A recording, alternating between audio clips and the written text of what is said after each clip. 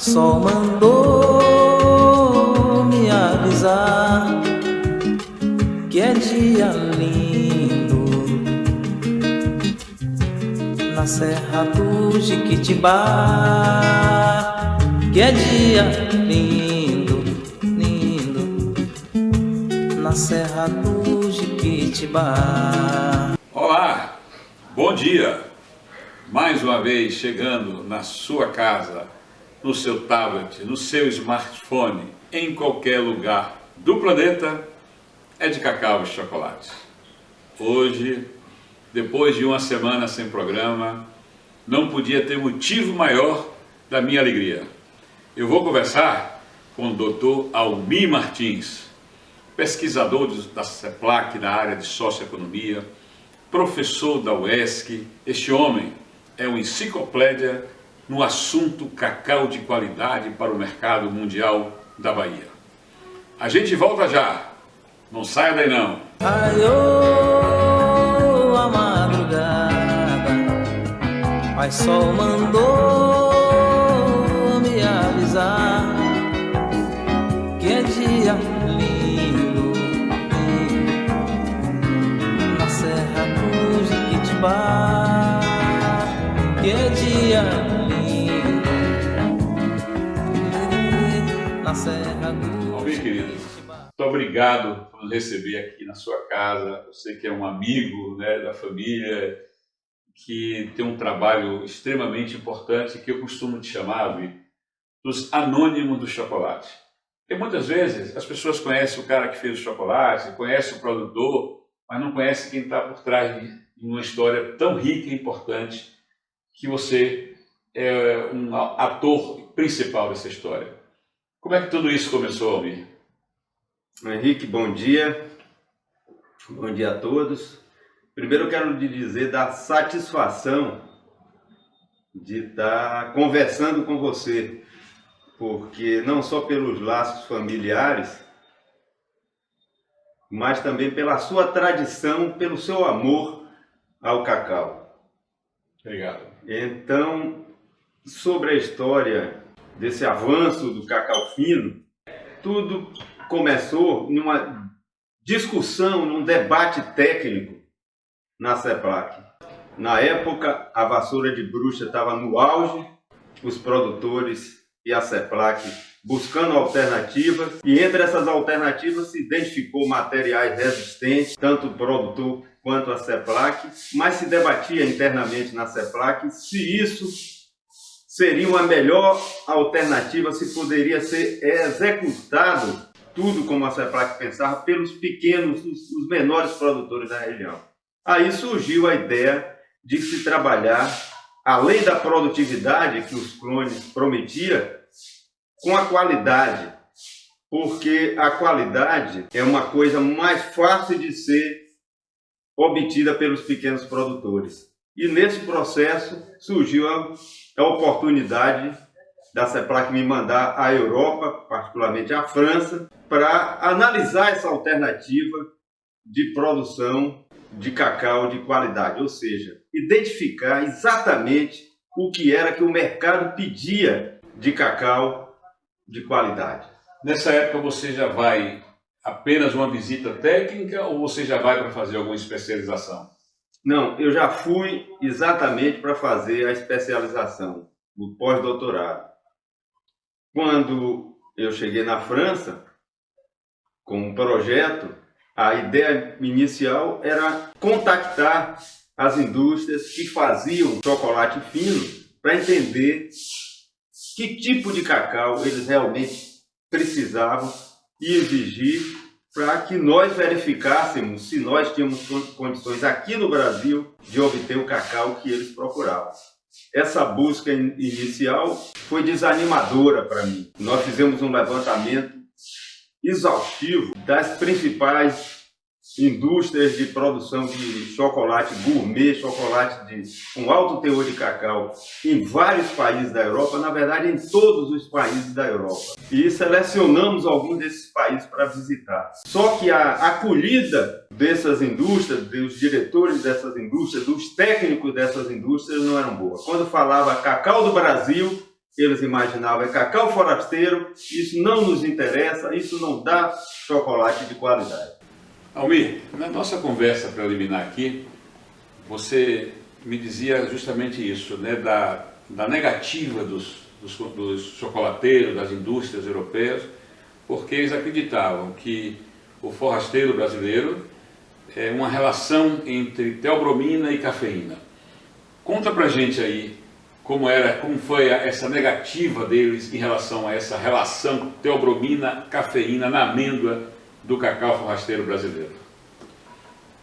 Veja, Henrique, era essa, tecnicamente, a principal tese de defesa, de rejeição dos chocolateiros e dos técnicos especializados em obtenção de cacau fino, de alta qualidade. Eles defendem que, para se produzir cacau capaz de gerar um chocolate de altíssima qualidade, tem que se observar a relação entre a teobromina e a cafeína existente nas amêndoas de cacau. Essa relação guarda uma relação de 2 no mínimo de teobromina para 6 de cafeína. E eles achavam que o cacau forasteiro, que predominava no Brasil, essa relação era bem mais elevada. Tinha teores de cafeína que chegava a 10%. E com base nisso, tanto os técnicos quanto os técnicos das indústrias, eu falo tanto técnicos de pesquisa, CIRAD e outros organismos, como os técnicos das indústrias, diziam é impossível a gente obter, mesmo com muito refinamento de fermentação, chegar a produzir um chocolate de qualidade com cacau forasteiro, principalmente o forasteiro brasileiro. E aí entra o pesquisador Almir Martins da CEPLAC, fazendo o seu pós-doutorado em Montpellier, com uma missão de trazer ao Brasil essas indústrias, esses chocolateiros, para conhecer a outra realidade. Qual foi o êxito dessa missão, Almir? Olha, Henrique, como falamos anteriormente, para mim foi um choque, uma decepção, a rejeição que se tinha do cacau brasileiro. Embora o cacau bulk, o cacau convencional brasileiro, no passado teve um conceito muito bom, só comparado com o cacau de Gana, mas quando se referia a cacau fino, essa rejeição era bem marcante. Superior Bahia, né? O Superior Bahia era um destaque Isso. do mercado. Mas eles diziam, mesmo o Superior Bahia, nós não podemos avançar para produzir chocolate gourmet. Aí a iniciativa foi isso. Eu preciso mostrar a esses industriais e principalmente aos técnicos de pesquisa franceses, belga e espanhóis, que nós temos fazendas no Brasil com produtores de alto nível de instrução, capazes de absorver mensagem, de transformar, e mais do que isso, nós já tínhamos instalado aqui uma gama enorme de variedades de cacau,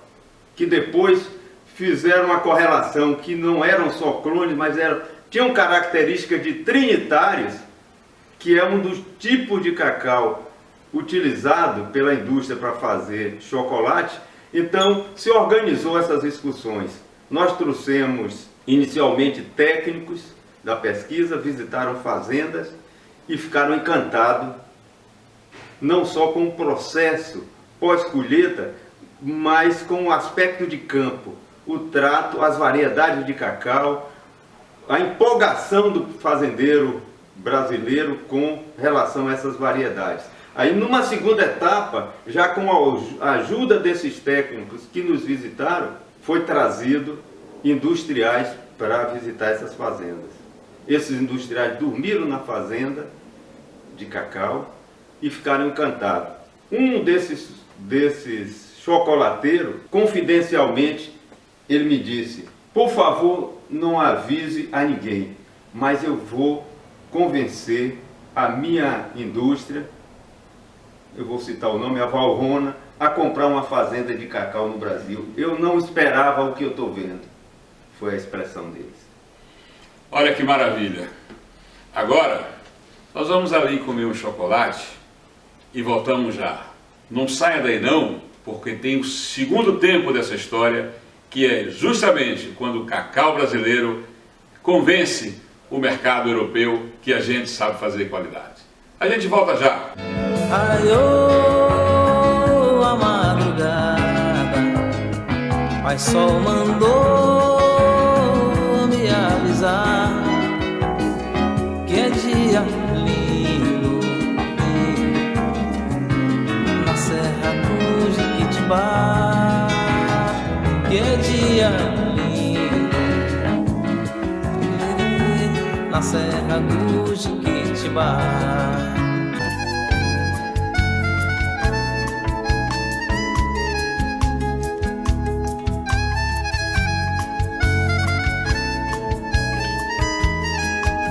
Pronto, já comemos o chocolate e estamos de volta. Senta aí, que lá vem história, como diz o comandante Lito do Aviões de Música. Era ano de 2008 e Eymar Sampaio me fez uma provocação que eu precisava ir para Paris, para o Salão do Chocolate, com a Associação dos Produtores de Cacau. Eu ainda brinquei com o Eymar, eu não falo nem português direito, o que é que eu vou fazer lá em Paris? E aí, mas como sempre fui muito irrequieto, né, junto com o Dr. G. Wallace da Silva e Mota, que era diretor-geral da CEPLAC em Brasília, fomos ao Ministério de Relações Exteriores, depois de ter tentado, junto com a Vale do Juliana, chegar até o Ministério da Indústria e Comércio e tal, e lá a gente conseguiu ir oficialmente. E eu me lembro, aquela viagem que fomos eu, você, Eymar, o pessoal da Cantagalo, e você brincava aqui comigo que eu dizia, olha, Catitu tem que andar junto, porque senão vira comida de onça. A minha primeira imagem é saindo, chegando na França, que você nos levou para conhecer a Champs-Élysées, né? Chegamos no voo e tal. Almir, tudo isso foi de uma importância fantástica, que foi esse upgrade, essa virada de página que nós demos. E você estava lá, fazendo essa interface entre nós, os produtores, porque já ia João Tavares, já ia Pedro Magalhães, já ia Diego Badaró, que estavam vendendo. Conta aí essas histórias que você estava conversando aqui comigo, de Diego vendendo amêndoa, de João de porta em porta, e que você fez essa interface com a indústria e com os chocolateiros europeus. Olha, Henrique, inicialmente, como eu lhe disse, a estratégia, o meu plano era visita às indústrias em vários países. Isso é oneroso. Aí, colegas técnicos do CIRAD, principalmente, da universidade, me chamaram a atenção que eu precisava conhecer o Salão do Chocolate, porque lá agregava, reunia grandes nomes do chocolate europeu e mundial. Bom, quando eu visitei o salão, fiquei encantado, realmente. É impressionante o tamanho, a dimensão, os contatos e tudo isso.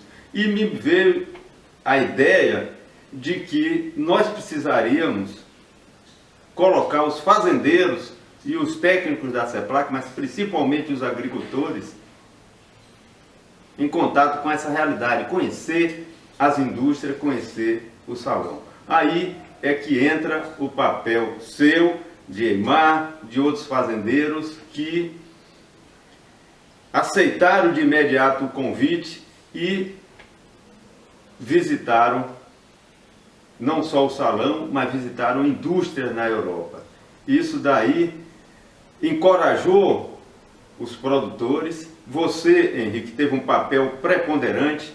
Eu lembro que depois dessas visitas, desse contato com as indústrias, de que vocês esmiuçaram o que é que se fazia de chocolate bom na Europa, você foi ao ESC uma vez, como uma espécie de prestação de conta, convidou os agricultores e técnicos de EMARC, de CEPLAC, de UESC, e você fez uma brilhante apresentação do que se passou na Europa. Ali, para mim, também se começou um marco. Então, essa entrada do produtor do cacau brasileiro na Europa começou com esses dois passos, me parece. A ida de técnicos daqui, uma equipe, eu lembro bem de você, do Eimar, do Leonardo, de outros técnicos, foram lá, depois com o retorno e a capacidade de multiplicação que foi feita aqui na região,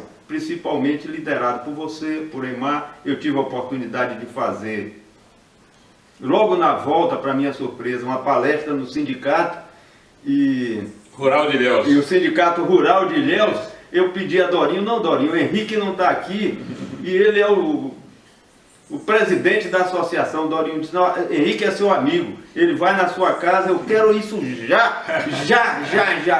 Então, contagiou, empolgou os produtores, foi uma coisa fantástica.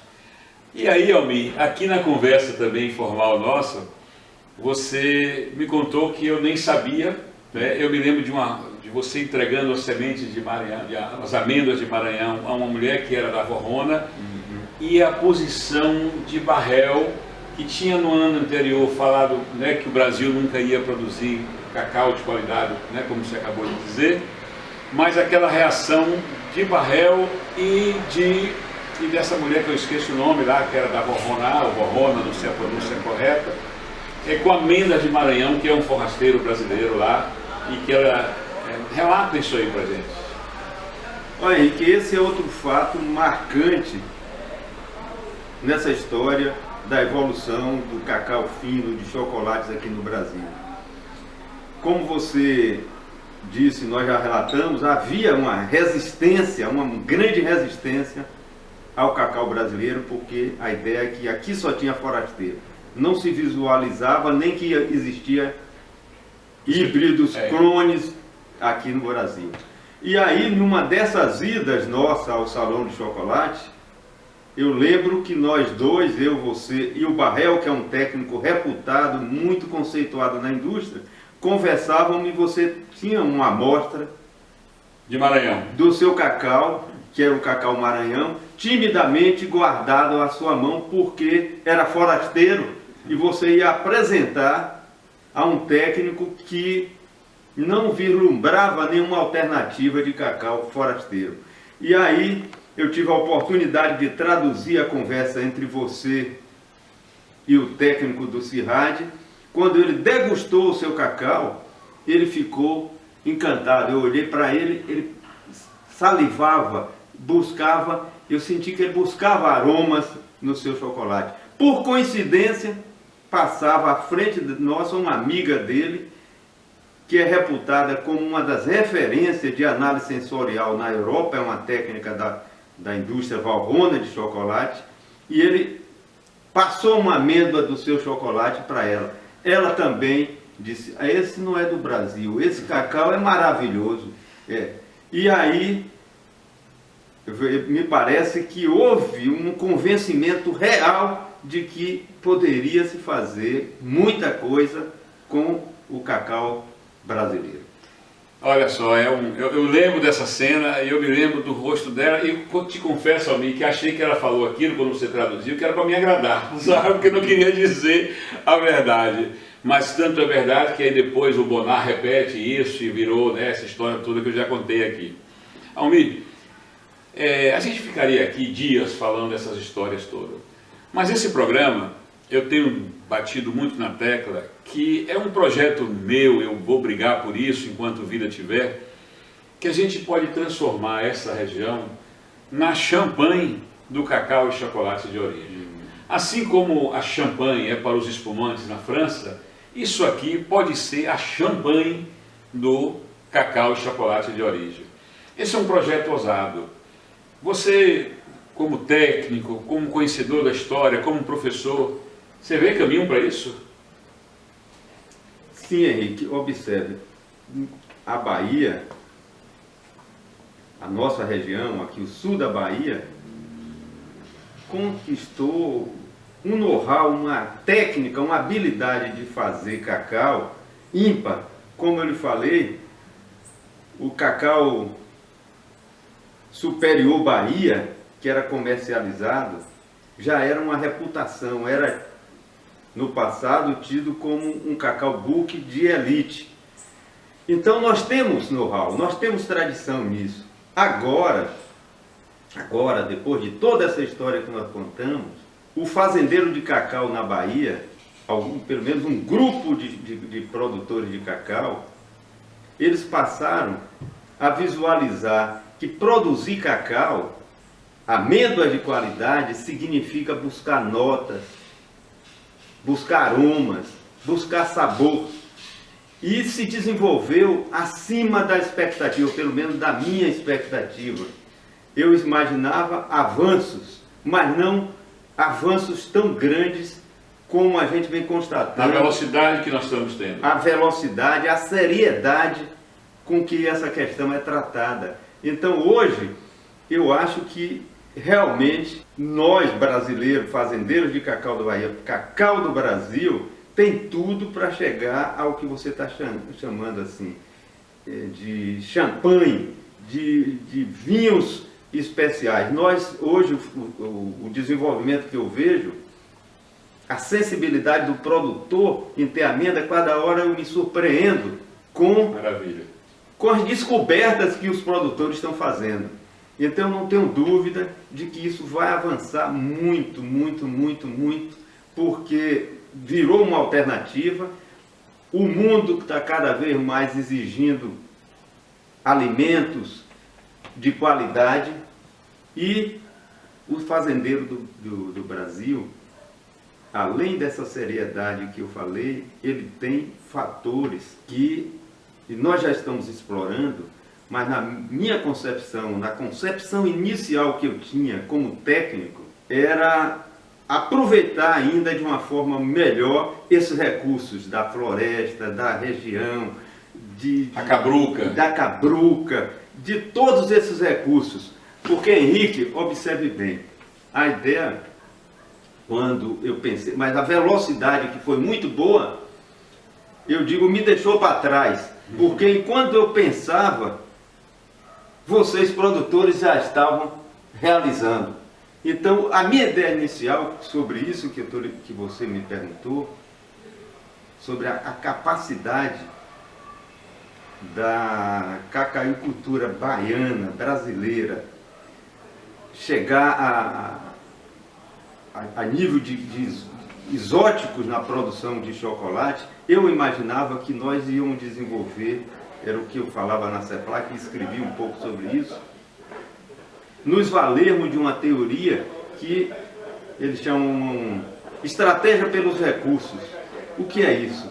É que para se vencer concorrência, para se conquistar mercado, a empresa tem que ter 4 características. Ter um produto valioso, valioso não só em dinheiro, mas valioso na preferência do consumidor. Raro, que pouca gente pode produzir, mesmo o concorrente que quer vencer, ele não tem essa raridade. E difícil imitação. Olha só. E de difícil substituição. E aqui a região tem isso, como você falou.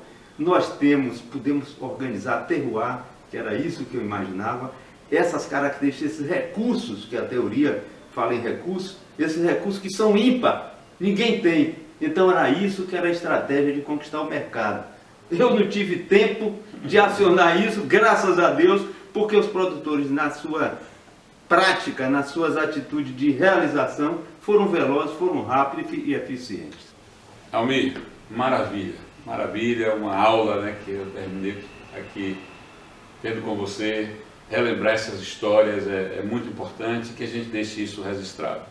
Mais uma vez, muito obrigado por nos receber, muito obrigado em contribuir com essas histórias, muito obrigado por tudo que você fez pela cacauicultura baiana e brasileira, para que a gente chegasse aonde nós estamos chegando. Fique à vontade para dar suas palavras finais e a minha eterna gratidão a você. Olha, Henrique, eu sinceramente quero lhe agradecer e lhe parabenizar.